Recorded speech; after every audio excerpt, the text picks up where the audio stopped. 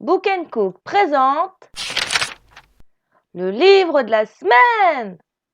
Une citation, c'est l'essence d'une histoire.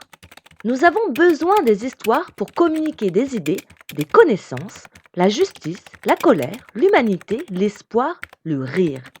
En bref, tout ce qui nous permet de comprendre et de nous sentir compris. Nous avons tous besoin de mots qui racontent notre histoire personnelle. J'espère que vous en trouverez quelques-uns ici. En quelques phrases, cette 4e de couverture a de quoi séduire. Des slogans, il en sera question, mais pas que. Intitulé La vérité vous libérera, mais d'abord elle vous mettra en rage, cet essai signé par l'iconique figure féministe Gloria Steinem et édité chez HarperCollins est un condensé de la lutte qui l'anime. Tout d'abord, qui est Gloria Steinem ?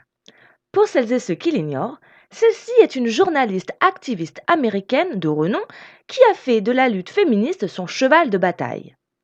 Créatrice et partisane de slogans percutants, elle a, entre autres, fondé le magazine Mrs. et avec Jane Fonda et Robin Morgan, le Women's Media Center, une organisation qui met en avant les femmes et tend à les rendre visibles dans les médias. Âgée de 86 ans aujourd'hui, Gloria Steinem n'a donc plus rien à prouver en matière de militantisme. Divisée en 6 chapitres, ces 190 pages retracent brièvement les événements qui l'ont conduite à cet engagement et ses célèbres slogans qui en découlent. Du « Nous sommes nombreuses à vivre la vie dont notre mère a été privée » au « La première difficulté pour nous tous, hommes et femmes, ce n'est pas d'apprendre, c'est de désapprendre » en passant par on n'apprend pas en parlant, on apprend en écoutant. Ces slogans s'articulent tous autour d'un même but, s'unir et réfléchir ensemble au monde de demain. Gravitant autour de divers sujets comme la famille, le vieillissement, le travail ou encore le militantisme de rue, cet essai est un trésor pour l'intellect.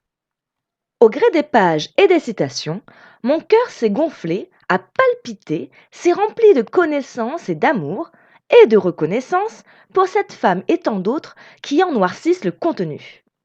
Avec force, argument et humour, Gloria Steinem dénonce un monde masculin, blanc et vieillissant, en déjouant les pièges moralisateurs pouvant porter préjudice.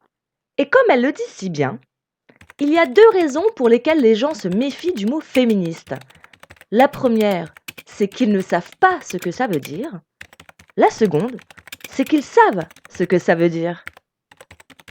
Partant du postulat que ce n'est pas seulement que nous vivons dans un monde patriarcal, c'est que le patriarcat vit en nous, la journaliste pose les fondements de son travail introspectif, à commencer par la famille et l'éducation, terreau structurel et essentiel à l'éveil, ou plutôt au réveil des consciences.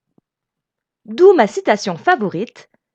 Si dès notre plus jeune âge, dans notre univers le plus intime, on tient pour acquise la différence de pouvoir entre les membres de notre famille, ne risque-t-on pas d'accepter plus facilement toutes les autres formes de hiérarchie ? À toute personne comme moi, qui n'avait encore jamais lu les écrits de la célèbre journaliste activiste américaine, cet essai est une très bonne introduction à ses idées et réflexions et feront, j'en suis sûre, écho à tout esprit féministe quel qu'il soit.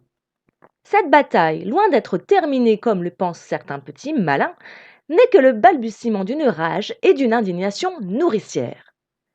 Alors, si la vérité vous libérera, elle vous mettra d'abord en rage, mais d'une rage salvatrice, bouillonnante et intelligente, car féministe ne rime en rien avec hystérie. Concluons avec ces sages paroles. Et féministe quiconque reconnaît l'égalité et l'humanité de tous. La vérité vous libérera, mais d'abord elle vous mettra en rage. Réflexion sur l'amour, la vie, la révolte, de Gloria Steinem, édité chez HarperCollins.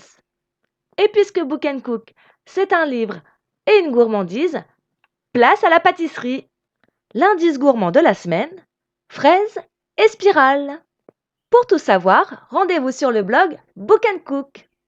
À bientôt pour de nouvelles aventures littéraires. Ciao!